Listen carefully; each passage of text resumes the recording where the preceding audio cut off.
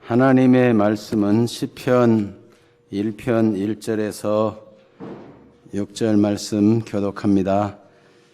복 있는 사람은 악인들의 꾀를 따르지 아니하며 죄인들의 길에 서지 아니하며 오만한 자들의 자리에 앉지 아니하고 오직 여호와의 율법을 즐거워하여 그의 율법을 주야로 묵상하는도다.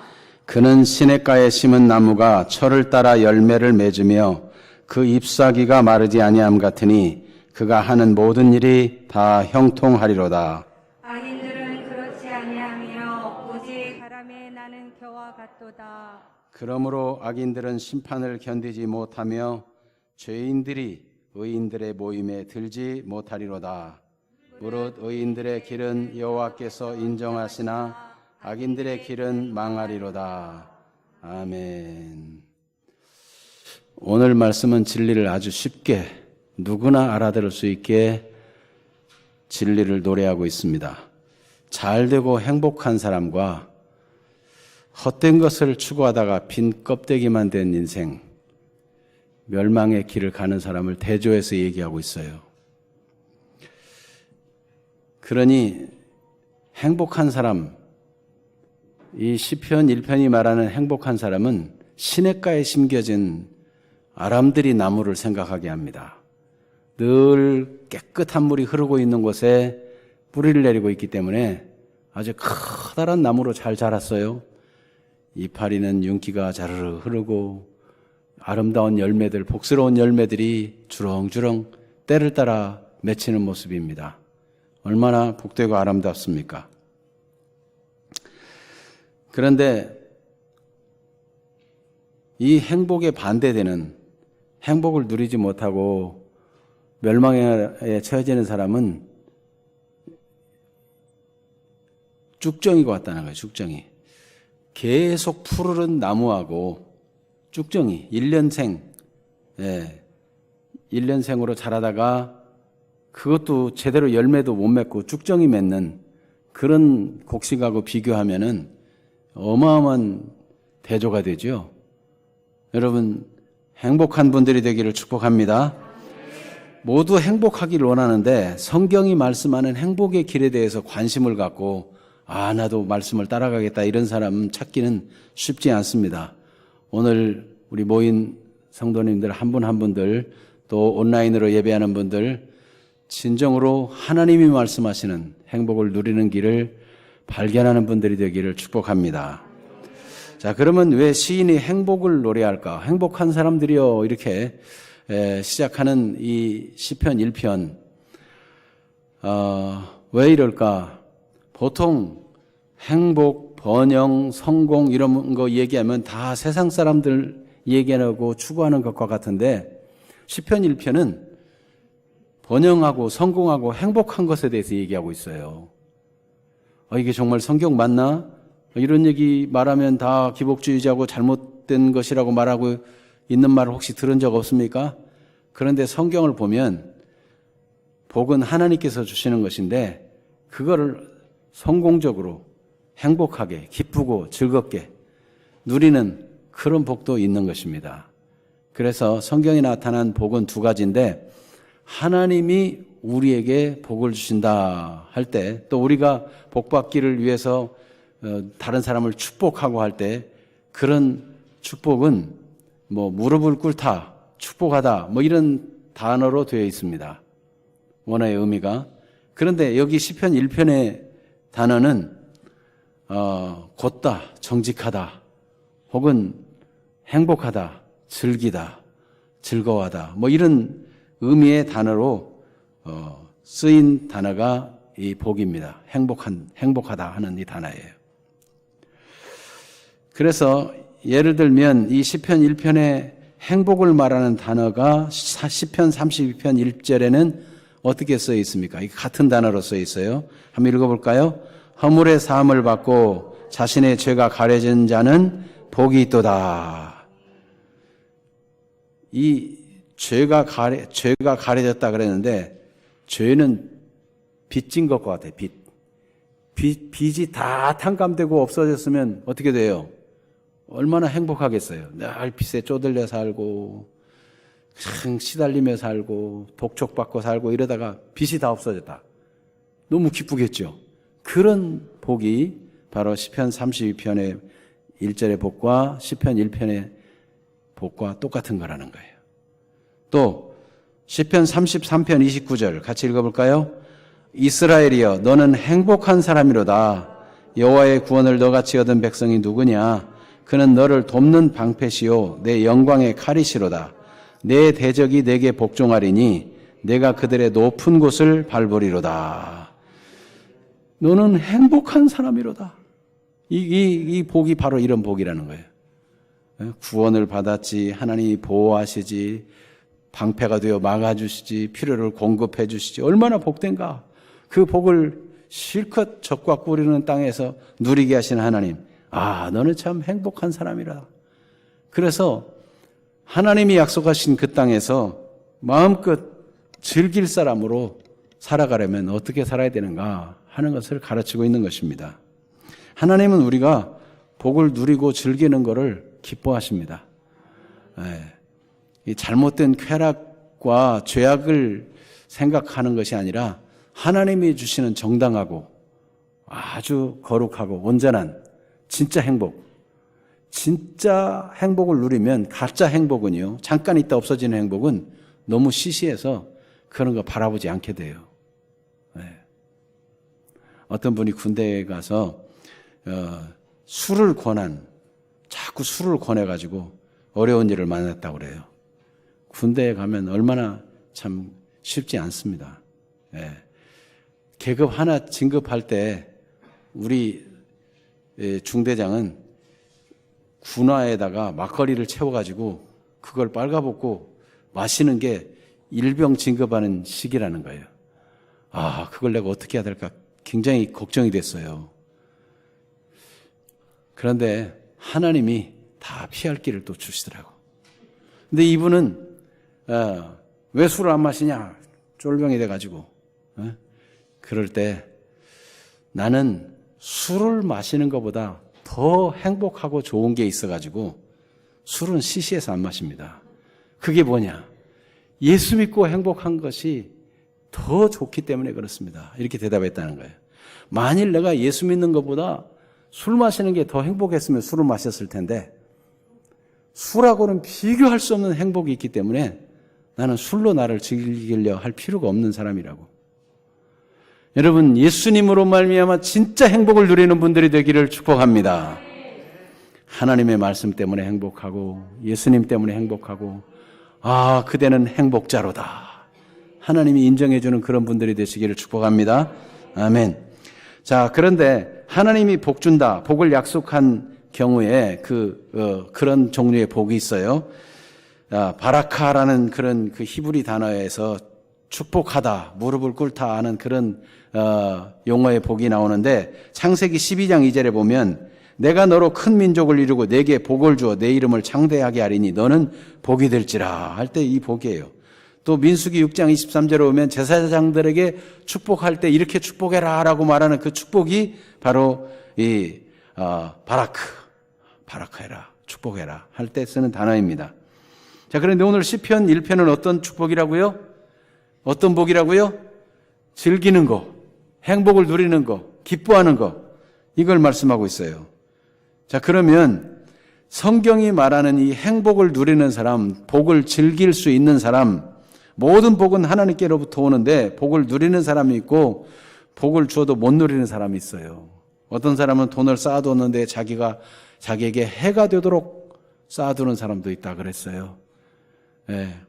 작은 것을 가지고도 아주 즐기고 부부간에도 행복하고 가족간에 행복하게 사는 사람이 있는가 하면 은금을 쌓아두고도 서로 다투고 미워하고 그런 사람도 있어요.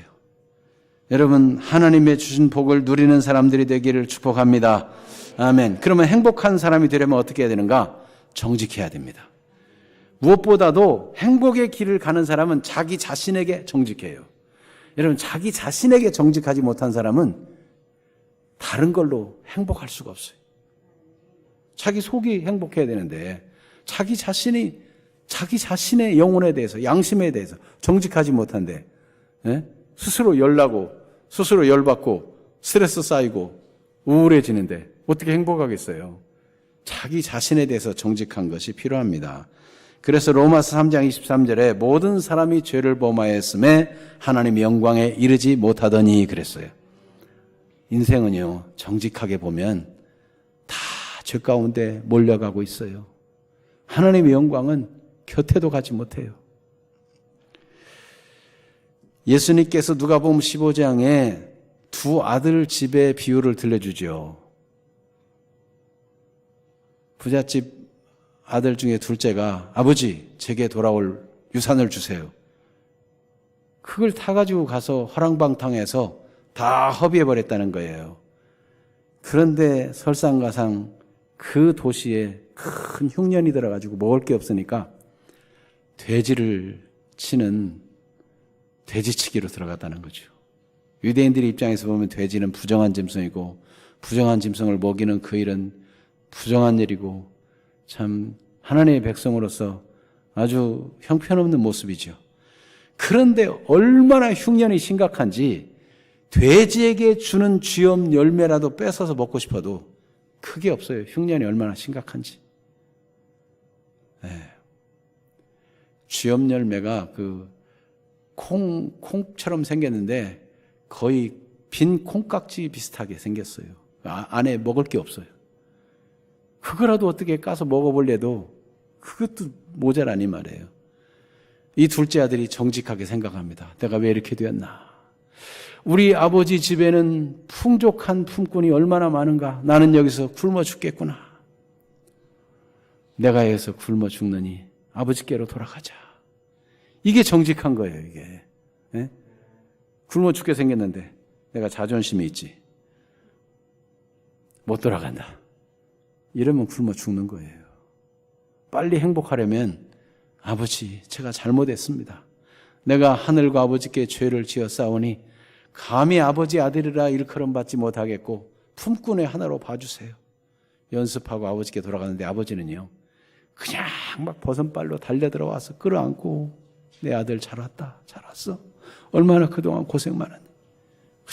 뭐 품꾼이 하나 이런 말을 아예 입에도 붙이지 못하도록 당장 막 종들에게 신발을 갖다 신겨라, 목욕을 시키고 좋은 옷을 입혀라, 손에 가락지, 아들의 신분의 가락지를 끼워줘라 하고 송아지를 잡아서 잔치를 하는데, 정직한 사람은 그렇게 됩니다.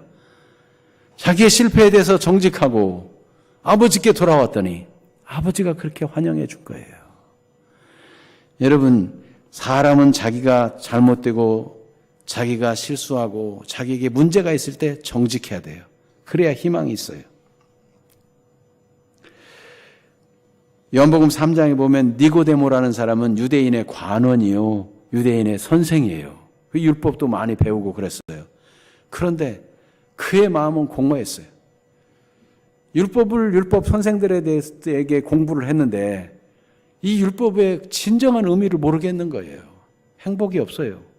그래서 밤중에 예수님을 찾아가서 질문을 합니다. 어떻게 하면 영생을 얻을 수 있는지. 내가 보니까 너는 거듭나야 되겠다. 사람이 어떻게 다시 태어날 수가 있죠? 늙어가지고 다시 어머니 뱃속에 들어갔다 다시 나오나요? 그건 육신의 몸이 들어갔다 나와도 도로 육신이야. 어떻게 해야 영생을 얻어요? 요한복음 3장 16절 같이 시작. 하나님이 세상을 이처럼 사랑하사 독생자를 주셨으니 이는 그를 믿는 자마다 멸망하지 않고 영생을 얻게 하려 하심이라. 아멘. 모든 인간은 다 죄인이에요. 예수 믿지 않으면 영생 없이 영의 공허함을 따라서 멸망의 길을 가고 늘 허전하고 만족이 없어요. 그러나 영혼의 참 목자 되신 주님께 돌아오고 우리 인생을 지신 아버지 하나님께 돌아오면은 인생은 참된 안정감을 가지게 되는 것입니다. 니고데모는 처음에는 그 말씀 못 깨달았지만 예수님 말씀 듣고 또 따르고 그러면서 점차 변화되었어요. 마지막에는 예수님의 시체를 장례 지내는데 사람들에게 다 알려지는 그 일을 과감하게 행했어요. 옛날에는 숨어서 몰래 예수님 찾아왔던 그가 드러나게 예수님의 제자로 그렇게 살았어요. 정직하니까 복을 받는 것입니다. 삭개오라는 사람은 어떤 사람이에요? 그도 정직한 사람이에요. 돈 벌면 행복한 줄 알고 돈 벌기 위해서는 수단 방법 가리지 아니하고 그가 유대인으로서 로마의 앞잡이가 돼가지고 세리를 얼마나 악착같이 했는지 동족의 피를 빨른 악한 사람으로 죄인을 말할 때 세리와 죄인, 세리와 창기들 이렇게 일컬어질 만큼 세리들은 못된 인간으로 취급받았어요. 그런데 세리가 돼가지고 막 해서 돈을 모아서 어느 정도 위치가 됐느냐? 세리장이 됐어요. 짱, 세리짱. 그 밑에 막 세리들을 다 거느리고 돈 얼마나 많이 벌었겠어요. 그런데 정직하게 자기 영혼을 보니까 공허한 겁니다. 만족이 없는 거예요. 예수님이 가르친 말씀과 예수님이 행한 일들의 소문이 막 무성한데 나도 그 예수님 좀 만나고 싶다. 그리고 예수님이 오신다는 소식 듣고 여리고에 사는 이 삭개오가 예수님 만나려고 가보니까 얼마나 사람들이 많이 모였는지 키가 작은 삭개오는요 예수님 볼 수가 없어요. 막 스크럼을 짜듯이 막 빽빽하게 둘러섰는데 이 밑으로 기어 들어갈 수도 없고 말이에요. 꽝충꽝 좀 뛰어도 안 되고 키가 얼마나 작은지. 아마 어렸을 때 너무 못 먹고 없는 집에서 가난하게 살다 보니까 서러워가지고 그래도 돈을 벌겠다고 세리장이 되었는지도 모르겠어요. 사정은 모르지만은 어쨌든 그는 정직한 영혼을 갖고 있어요. 나도 예수님 만나고 싶다. 그래서 돌 무화과 나무 위로 올라가서 예수님을 보고 있어요. 멀리서 바라보는 삭개오. 예수님은 걸어오셔서 그 돌감나무, 돌 무화과 나무 밑에 서셔서 삭개오야 내려오라.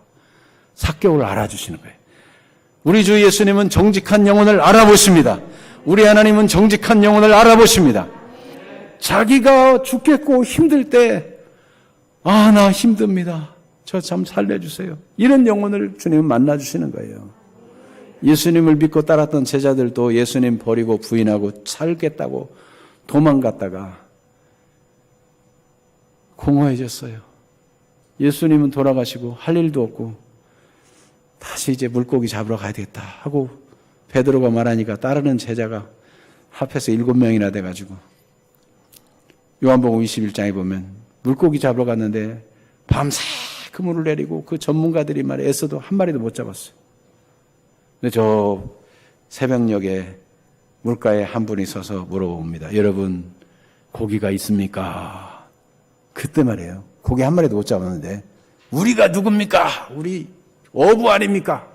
하고 허세 부리지 않았어요. 예, 없습니다. 그 물어보신 분이 예수님이거든요. 그 없습니다 소리를 듣고 싶은 거예요. 그물을 배 오른편에 내리시오. 내리니까 고기가 그물이 찢어질 만큼 잡히잖아요. 153마리. 네.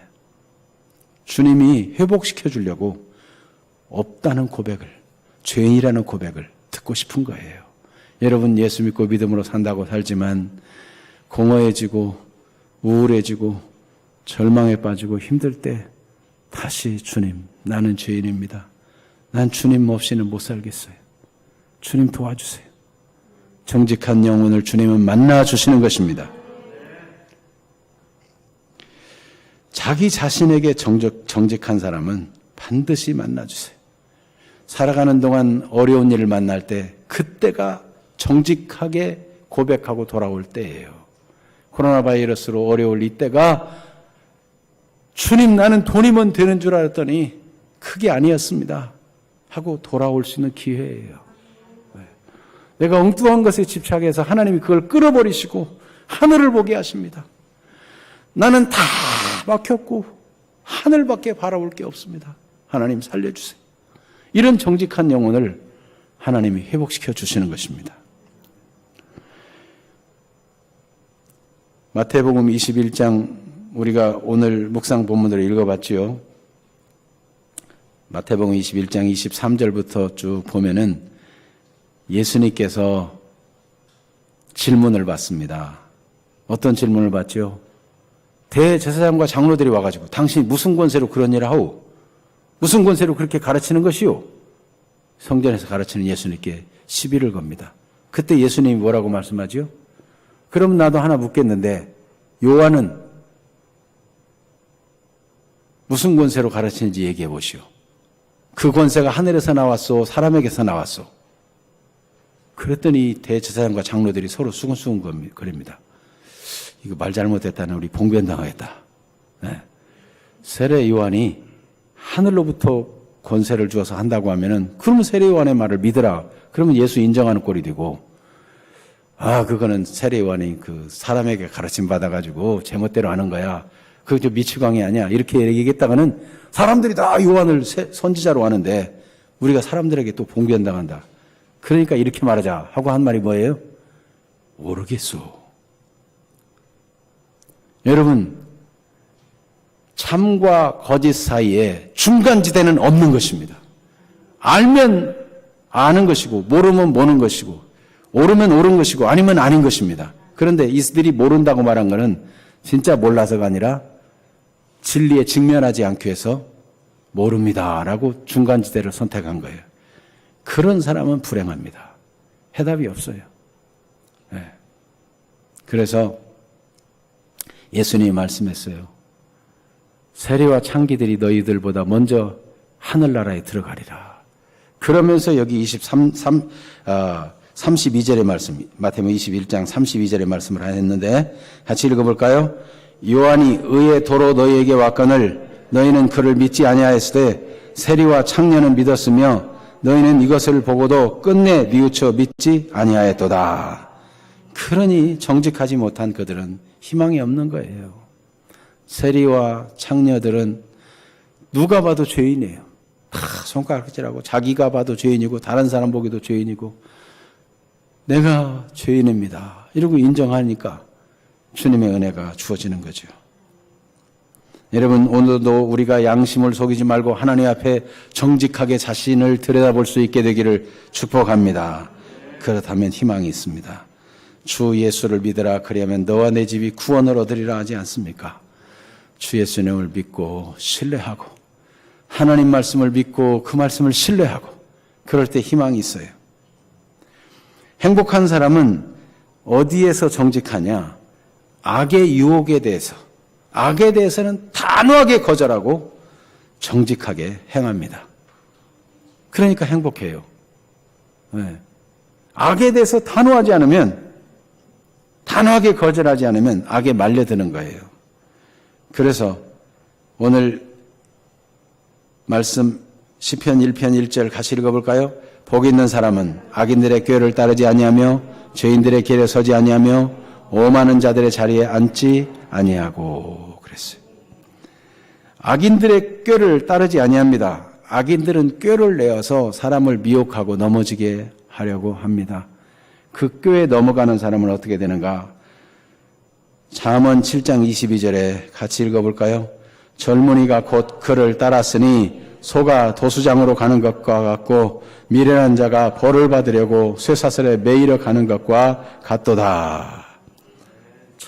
도살장에 가는 소, 벌을 받으려고 수갑에 채워가지고 감옥에 가는 사람.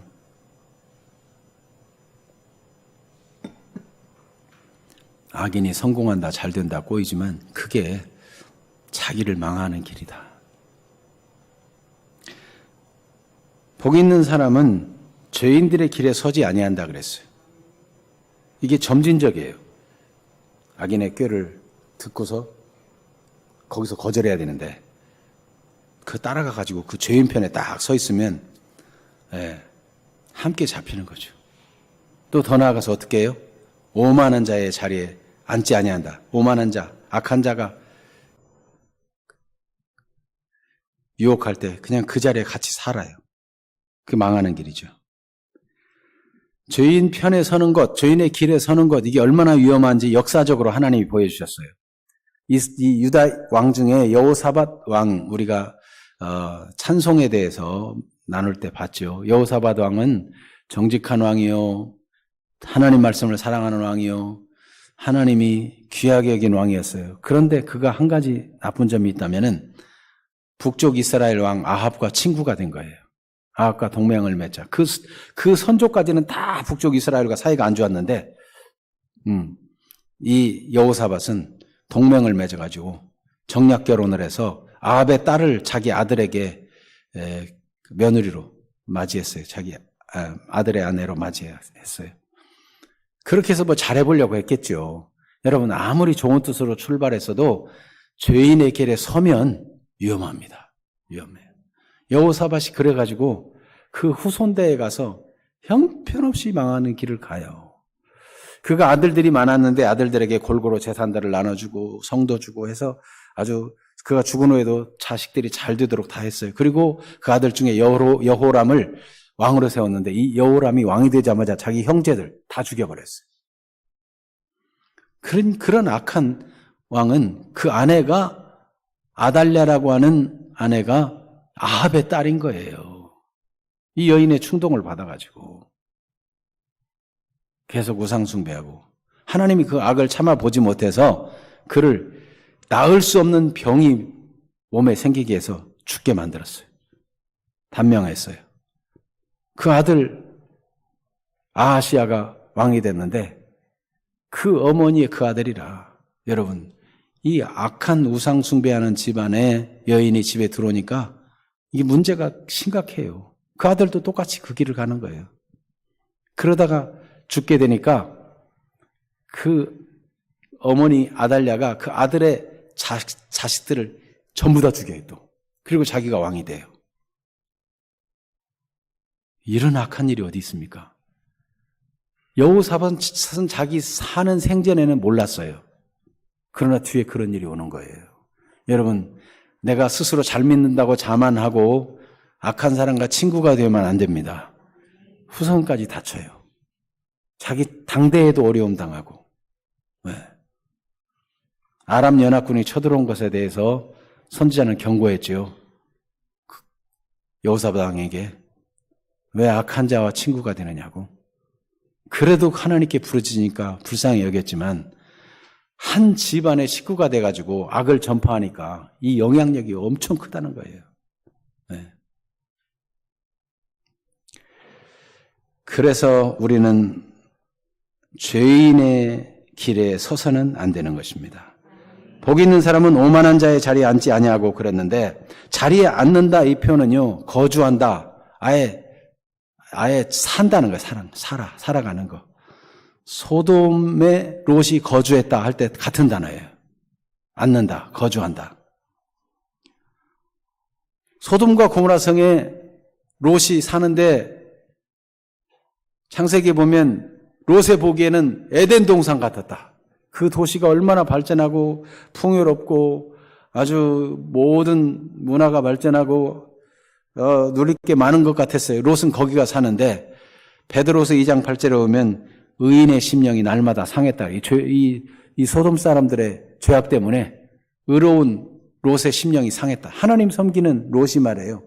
계속 악의 영향을 받고 양심의 찔림을 받고 자꾸 무뎌집니다.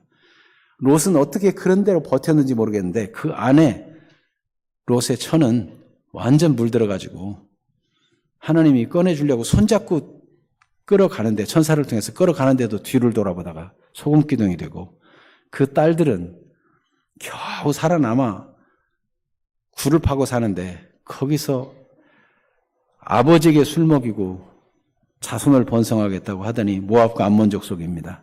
나중에 이스라엘을 대적하는 하나님의 백성들을 대적하는 족속들이 되고 말았어요. 이게 죄인의 길에 서거나 오만한 자의 악한 자와 함께 사는 거예요. 그 길이 그게 멸망의 길이에요. 그런데 행복한 사람은 그런 걸 단호하게 거절하는 거예요. 단호하게.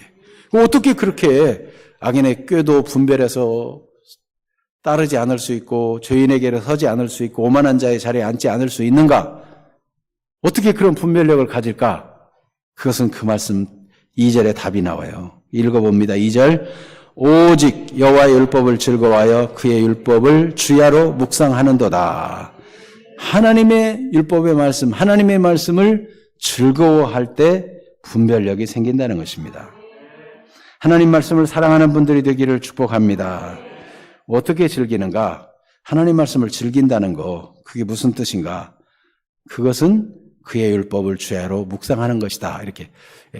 이 성경은요, 앞에 해석이 나오고 뒤에 답이 나오기도 하고 앞에 문제가 나오고 뒤에 답이 나오기도 하고 서로 이렇게 보완적으로 설명하는데 여호와의 법을 즐거워하여 그의 율법을 주야로 묵상하는도다. 이렇게 즐거워하는 율법을 즐거워하는 것이 율법을 주야로 묵상하는 것이다. 이렇게 답이 금방 나오잖아요. 자, 그러면 그 하나님의 말씀을 즐거워하는 것, 곧 이 하나님 말씀을 묵상하는 것은 무슨 의미가 있는가? 이 묵상이라는 단어가 우리는 침묵할 때 또 뭐 생각한다 할 때 묵상 이렇게 쓰지만은 본래 이스라엘 백성들 이 히브리어로 묵상이라는 단어는 하가라고 하는 단어예요. 그 근본 원형이. 그런데 이 단어는 어떤 의미가 있냐면 우리처럼 입을 딱 다물고 아무 소리 안 내는 데 있는 게 아니라 소리를 내는 데 있어요. 소리를 내. 그래서 자꾸 입으로 중얼중얼 거린다든지 짐승이 먹이를 놓고 막 내 거야 막 서로 싸울 때 있잖아요. 으르렁거릴 때. 그럴 때 쓰는 단어가 이 묵상이라는 단어예요. 그러니까 여호와의 율법을 즐거워하여 주야로 묵상한다는 건 뭐냐면 하나님의 말씀을 날마다 중얼중얼 외우고 또 고백하고 그걸 선포하고 그걸 자녀에게 가르치고 자기 자신의 양식으로 삼고 그렇게 하는 것이 묵상이라는 거죠. 그래서 여러분 성경을 눈으로만 읽지 말고 소리내어 읽어야 됩니다. 소리내어. 성경 1년 1독 실천하는 거 좋은데 눈으로 읽지 말고 소리내어 읽어보세요. 소리내어. 특별히 자기 목소리로 소리를 내어 귀로 들으면 더 좋습니다. 그래서 이스라엘 백성들의 그 도서관에 가면 책을 펴놓고 서로 막 토론을 합니다. 소리를 내서. 조용하지 않아요, 이스라엘 도서관은. 소리를 내서 막 토론해요. 기도를 할 때 율법책을 들고 혹은 기도처를 들고 막 앞뒤로 흔들어 가면서 막 소리 내어서 기도하고 그렇게 합니다. 반드시 소리를 내요. 하나님의 말씀을 소리를 내는 거예요. 이게 성경의 뜻이에요. 그럴 때 자기 귀가 들고 영혼까지 새겨지고. 여러분 눈으로 보는 거하고 귀로 듣는 거하고 합해지면 훨씬 더 효과가 있어요. 거기다 그걸 자꾸 깊이 생각하고. 네. 여러분 우리가 사도신경을 할 때 여러분 신경 써서 외웁니까? 다 외워졌으니까 그냥 뭐 사도신경으로 신앙 고백하겠습니다. 그러면 저절로 막 나오잖아요. 네. 그러다가 내가 생각 없이 말하고 있네. 하나님 앞에 불경한 일이지. 그러면서 다시 생각을 추스리면서 그래 내가 이런 예수님을 믿고 이런 성령님을 믿고 정신을 차려가지고 여러분 생각하기도 전에 말씀이 튀어나올 수 있는 사람들 되기를 바랍니다. 튀어나온 말씀을 자꾸만 생각하는 거예요. 그게 이게 묵상이에요. 묵상. 네? 그러니 여러분 저는 이 말씀을 준비하려고 여러분보다 훨씬 더 많은 시간을 투자해서 또 주석도 보고 묵상 혼자 생각도 하고 또 하나님께 기도도 하고 또 이 책 저 책 다 보기도 하고 또 나름대로 원어도 살펴보기도 하고 영어도 보기도 하고 다른 번역도 보기도 하고 그렇게 해가지고 딱 한 장을 만들어가지고 함께 말씀을 나눕니다. 여러분 지금 한번 쓱 듣고 다 알겠습니까? 하나님 말씀을 한번 들으면 여러분 집에 가서 또 생각해보고 오늘 그 말씀 나에게 무슨 뜻이 있어서 말씀을 주셨을까? 또 생각해보고 이러면 여러분의 양식이 될 것입니다. 하나님 말씀이 저절로 생각이 날 수 있도록. 복 있는 사람은 그렇게 하나님의 말씀을 중얼거리고 읊조리고 말하고 깊이 생각하고 그러면서 또 막 다시 읊조리고 이런 일을 반복하는 겁니다. 초식 동물들도 어떻게 합니까? 유가 몇 개나 되죠? 네? 4개나 돼가지고. 맹수의 추격을 받아야 돼요. 그러니까 급한 대로 막 뜯어서 일단 한쪽 집어넣어. 한가할 때 어떻게 해요? 꺼내가지고 다시 막 씹어. 그 다음 집어넣고. 또 꺼내서 또 씹어하고 그 다음 집어넣어. 이런 식으로. 틈날 때마다 꺼내는 거예요. 여러분 순간순간 말씀을 꺼내요. 생각하고 또 읊조리고 그렇게 할 수 있는 사람들이 되는 것이 행복의 길이에요. 행복의 길. 그런데 이런 일을 얼만큼 하는가? 주야로 묵상한다는 거예요. 주야로. 밤낮, 일평생, 늘상 하는 일이 그런 거라는 거예요.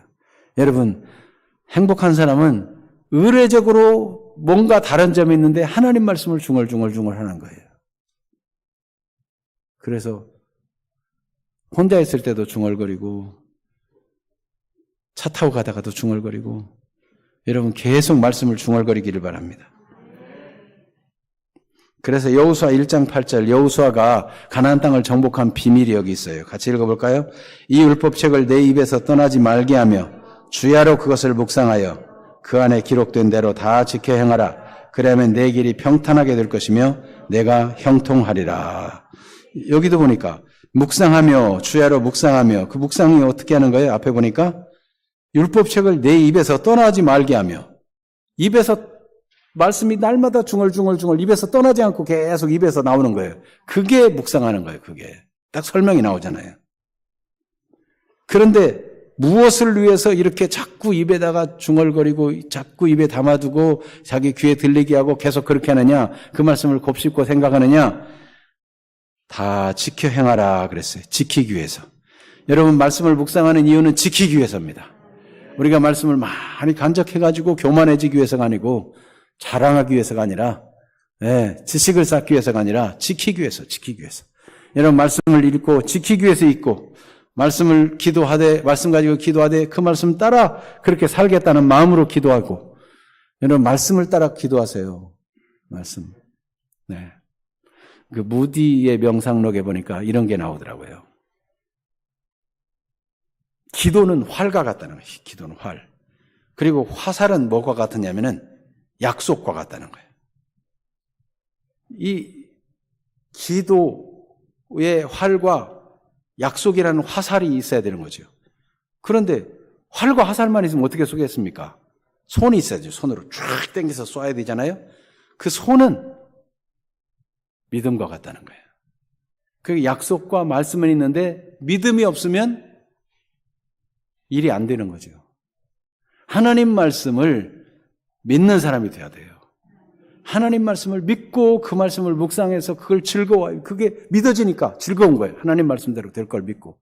하나님의 말씀은 하나님께로부터 나와서 하나님의 입으로부터 나와서 하나도 거저되지 않습니다. 다 이루어 성취됩니다. 그래서 하나님 말씀이 내 안에 믿어지고 믿어서 고백되고 믿어서 기도되고 믿어서 그렇게 살고 그렇게 될 때 기도도 그래서 하나님 말씀을 믿어가지고 약속의 말씀은 있는데 기도를 안 하면 문제를 해결할 길이 없죠. 다 기도를 해가지고 믿음의 손을 들어서 쫙 믿음을 실어가지고 약속의 말씀을 믿고 고백하고 주장하고 그렇게 할 때 우리의 문제가 해결되는 것입니다. 하나님을 믿는 것, 말씀을 믿는 것입니다. 하나님 말씀을 존중하는 정직한 사람들과 함께 교제하는 것입니다. 단호하게 악을 거절하고 끊을 뿐만 아니라 하나님 말씀을 즐거워하는데 주야로 입에 떠나지 않고 말씀을 묵상할 뿐만 아니라 또 그런 사람이 있어요. 그런 사람. 똑같이 깨끗한 마음으로 주를 부르고 늘 묵상하고 이런 사람과 어울리라는 거예요. 디모데후서 2장 22절 같이 봅니다. 또한 너는 청년의 정욕을 피하고 주를 깨끗한 마음으로 부르는 자들과 함께 의와 믿음과 사랑과 화평을 따르라. 함께 믿음과 사랑과 화평을 추구할 사람들이 있는데 주를 깨끗한 마음으로 부르는 자들. 악은 모양이라도 버리고 악은 단호하게 거절하고 정직하게 말이죠. 이런 사람들이 있다는 거예요. 그런 사람들을 찾아 사귀라. 여러분 예수 그리스도 안에서 우리가 성도의 교제가 이런 교제가 되어야 될 것입니다. 네. 뭐 물건값이 얼마냐, 뭐 아파트가 얼마나 올랐느냐 그거보다는 하나님 말씀, 오늘 말씀 봤더니 하나님이 이런 은혜를 주셨다고 이렇게 깨닫게 되었다고 서로 막 말씀을 나누는 거예요. 그러면 듣는 귀도 복되고 말하는 입도 복되고 행복한 거예요. 서로. 그 말씀 철을 날카롭게 하는 것처럼 서로 빛나게 되고 말씀을 간직한 자가 되고 문제를 만날 때는 분별력이 생기고 이렇게 깨끗한 마음으로 주를 부르는 자들과 함께 믿음과 사랑과 화평을 추구하는 그런 사람들이 되라. 이게 행복의 길이에요. 그래서 여러분 함께가 얼마나 중요하면 하나님께서 광야에 이스라엘 백성과 함께하기 위해서 나를 위해 성막을 만들어라. 그리고 법궤를 만들어라. 내가 그 위에 임재하게 있겠다. 그리고 성막 위에 구름이 올라 진행하면 내가 가자고 하는 사인이니까 가면 된다. 하나님이 이스라엘 백성과 광야에서도 함께 했어요. 천국의 특징이 뭐냐면은 하나님이 함께 하는 거예요. 하나님 우리를 구원하기 위해서 하나님의 아들 예수님을 우리와 함께 계시려고 이 땅에 보내셨어요. 예수님이 부활 승천한 후에도 우리 혼자 두지 아니하겠다고 말씀했습니다. 너희를 고아와 같이 버려두지 않겠다. 내가 또 다른 보혜사 곧 성령을 보내어 너희와 함께 하겠다. 함께가 이렇게 중요한 거예요. 그래서 여러분 예배 자리에 함께하기 위해서 열심을 내시기를 바라고, 여러분 불가피하게 몸이 아파 누워있어 못 온다면 거기서라도 말씀을 영상으로라도 보면서 같은 은혜를 사모하는 마음으로, 내가 지금 예배의 자리에 함께 있다 그 마음으로 참여하고, 서로 함께 못 만나면 전화로라도 서로 은혜를 나누고, 어떻게 하든지 모든 방법을 다해서. 여러분 사람과 함께 만나는 거하고 그렇지 못한 거하고는 이게 같을 수가 없어요. 같을 수가 없어요. 정직한 영혼으로 말한다면 똑같을 수가 없어요. 사람은 인격적인 존재이기 때문에 가상적인 존재를 만들어 봤어요. 그래서 지난번 뭐라고 이름을 지었는데, 사람들이 그 얼굴 잘생기고 예쁘게 만든 그 이름이 뭐죠? 가상인간 하나 이름 붙여가지고 없애버린 청년들 알아요? 나 이름 잊어버렸는데. 그런데 거기다가 정보를 주는 대로 얘가 다 알아듣는 거예요. 그래서 뭐 외롭다 그러면 친구해줄게 뭐 이렇게 한다든지 해가지고 온갖 정보를 다 흡수해가지고. 그런데 사람들이 얼마나 악한지 욕하고 못된 짓 하는 정보를 막 넣어준 거예요. 그러니까 이게 이 인공지능으로 만들어진 가상의 이 아이가 못된 생각을 하고 나쁜 생각을 하고 나쁜 거를 말하고 응수하는 그런 애가 되니까 없애버렸어요. 일시적으로 뭐 그런 거 있잖아요. 뭐 여러분 TV도 뭐 아무개야 뭐 틀어줘 그러면 TV도 틀어주고 그런 거 있죠. 기능으로 계속 발전하는 그런 기능을 가지고 계속 사람들이 정보를 주는 대로 알았는데 이상한 정보를 주니까 이상한 말을 하게 되는 그런 일이 생긴 거예요. 여러분 만족할까요? 가상의 인물과 만족할까요? 얼마 전에 제가 보니까 어떤 사람이 아내가 암으로 죽었어요. 이 VR 뭐 이런 거 쓰고 죽은 아내를 만나는 거예요. 가상의 아내가 촥 나타납니다. 만지고 얘기하고 막 눈물을 흐느끼면서 그동안 자기가 못한 얘기 막 하고. 그런데 만족할까요? 만져질 수도 없고 그 공간이 가상의 공간인데 진짜 함께하는 것도 아니고. 여러분 하나님은 함께.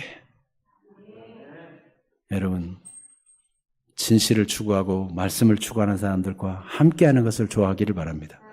비록 지금 코로나 감염병 때문에 어려운 시대가 되었지만 어떻게 하든지 마음을 같이 모아서 예배 자리에 서로 교제의 자리에 무슨 방법으로라도 함께 하려고 말씀의 교제를 누리는 사람들이 되기를 축복합니다.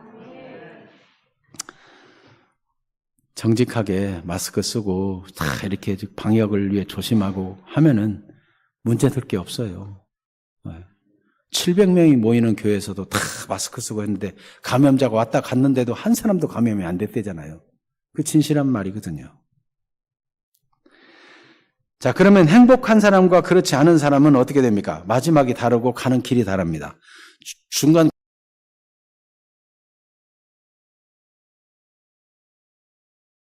3절에 보니까 시냇가에 심은 나무가 철을 따라 열매를 맺으며 그 잎사귀가 마르지 아니함 같으니 그가 하는 모든 일이 다 형통하리로다 그랬어요. 시냇가에 심겨졌으니까, 늘 물이 흐르는 시냇가에 심겨졌으니까 나무가 막 튼튼하게 자라는 거예요. 이스라엘에는 시냇가가 두 종류의 시냇가가 있습니다. 늘 흐르는 물 시냇가 있는가 하면은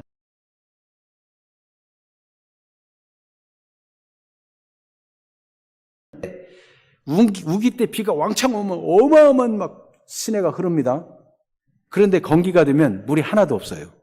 그 주변에도 나무가 있는데 그런 나무들은 키가 작은 관목들이에요. 자랄 수가 없어. 비가 한번 왕창 왔을 때 좀 자라다가 또 물 없으면 말라지고 최소의 물로 버텨가는 그런 나무들. 그런데 시냇가에 심은 나무는 항상 이파리가 윤기가 나고 열매를 맺고 아주 아름드리 나무로 크게 자라게 되는 겁니다. 여러분, 정확한 비유는 아닐지라도 한번 얘기해 보겠습니다. 여러분, 하나님 말씀에 근본적인 성경 말씀에 뿌리를 내리기를 바랍니다. 아무리 훌륭한 목사님이든지 부흥사든지 대단히 성경을 많이 연구해내는 책이든지 간에 하나님의 말씀처럼 충분히 완전하지 못합니다. 어떤 사람은 목사님 어떤 목사님 훌륭하다고 따라다니고 막 그렇게 믿는다고 그러다가 실수하거나 혹은 또 뭐 틀린 말을 하거나 또는 그렇지 않을지라도 어떤 때는 그렇게 은혜롭고 좋았는데 어떤 때는 자기에게 별로 은혜가 안 될 때도 있어요. 와디 같아, 와디. 좋을 때는 막 한없이 좋은데 어떤 때는 메말라. 전도 설교자의 사정이든지 자기의 사정이든지 간에 메말라. 그런데 영원히 변치 않는 하나님 말씀에 탁 뿌리를 내리고 있으면 시냇가에 심은 나무처럼 그러면요 계속 자라납니다. 계속 자라. 여러분, 하나님 말씀에 뿌리를 내리세요. 네. 물론 설교자는 어쨌든지 하나님 말씀을 잘 해석해서 하나님 말씀을 알게 하려고 노력합니다. 그러나 약점도 있고 허물도 있고 부족함이 많아요. 왜? 하나님 말씀에 뿌리를 내려서 시냇가에 심은 나무처럼 되기를 바라고 어떤 때는 은혜롭고 어떤 때는 은혜롭지 않은 와디 같은 삶을 살지 말기를 바랍니다. 항상 말씀에 뿌리를 내리고 하나님 말씀에서 충만한 은혜를 받고 행복을 누리는 주인공들, 그가 하는 모든 일이 형통하리로다. 이 땅에 하는 모든 일이 막 형통하게 하나님이 즐기게 해주시고, 그런데 6절에 보니까 하나님께서 의인들의 길을 인정해 주신다는 거예요. 하나님이 알아주시는 거예요. 그래, 내가 안다. 복음을 위해 살다가 수고하고 고통하고 눈물 흘리는 것도 다 알아주시고, 그래서 어떤 수고를 해도 손해될 밖에 없어요. 하나님이 다 알아주시니까. 알아준다는 거 갚아준다는 거예요. 금생과 내생에 다 갚아주십니다. 네. 그러나 악인들의 길은 어떻습니까? 그 아람들이 나무에 비해서 초란 1년생 곡식인데 그것도 제대로 열매도 못 맺어가지고 쭉정이, 깐부기, 쭉정이 바람 휙 불으니까 날아가 버려요. 악인들의 길. 심판, 하나님의 심판을 견디지 못해요. 의인들이 모이는 모임에 축에 낄 수도 없어요. 결국은 망하리로다예요. 어떤 길을 가겠습니까? 하나님은 우리에게 행복한 길, 번영하는 길, 잘 되는 길을 말씀합니다. 요한 3서 1장 2절에도 사랑하는 자여, 내 영혼이 잘된 같이 내가 범사에 잘되고 강건하기를 원하노라. 영혼이 잘되는 길은 하나님 말씀을 즐거워하는 거예요. 그럴 때 범사가 잘되고 강건하고 복을 누리는 사람이 된다는 거예요. 이 하나님의 진리의 말씀을 따라서 늘 말씀을 신뢰하는 사람, 하나님을 진짜 믿는 사람 되시기를 바랍니다. 주의 큰 은총이 세월 갈수록 더해지기를 바랍니다. 여러분들이 기도 제목을 얘기해가지고 기도하는 경우에도 저는 여러분의 기도 제목, 원하는 기도 제목대로 기도하지 아니하고 여러분이 영혼이 잘 되기를 기도합니다. 물론 어떤 어려운 문제도 해결되기를 기도하고 여러분의 병도 낫기를 위해 기도하지만 제가 중점적으로 기도하는 것은 하나님 말씀 붙잡고 영혼이 잘 되는 사람이 되게 해주세요. 그래야 근본적으로 잘 되니까. 승리하시기를 축원합니다. 말씀 생각하며 기도하십시다. 하나님의 말씀을 즐거워할 때 하나님이 모든 일을 다 형통하게 하시고 어떤 일이라도 다 알아주시고 인정해 주십니다. 하나님께서 그 복을 넘치도록 누리게 해주십니다. 그러나 악인들의 길을 간다면 바람에 나는 겨와 같고 심판을 견디지 못하고 결국은 멸망합니다. 절대로 의인의 축에도 끼지 못합니다. 오직 행복한 길, 생명의 길, 말씀을 사랑하고 말씀을 가까이 하는 그 길을 가기 위해서 말씀을 받은 대로 그대로 주님께 말씀드립시다. 나는 단호하게 하나님 앞에 정직하겠습니다. 나는 단호하게 악인의 길은 거절하고 단호하게 죄의 길은 물리치겠습니다. 그리고 하나님 말씀만 사랑하며 살겠습니다. 말씀을 들은 대로 돌려드리는 고백하고 그렇게 할 수 있도록 힘을 달라고 다 같이 기도하겠습니다. 오 살아계신 하나님 우리 아버지, 주의 은혜를 감사합니다. 하나님 우리 아버지 찬양 받으시기를 원합니다. 하나님 영광 받으시기를 원합니다. 아버지의 거룩한 뜻이 이루어지기를 원합니다. 하나님 높임 받아 주시옵소서. 하나님 영광 받아 주시옵소서. 하나님만 높임 받으시고 찬양 받으시고 하나님만 영광스럽게 되어주시옵소서.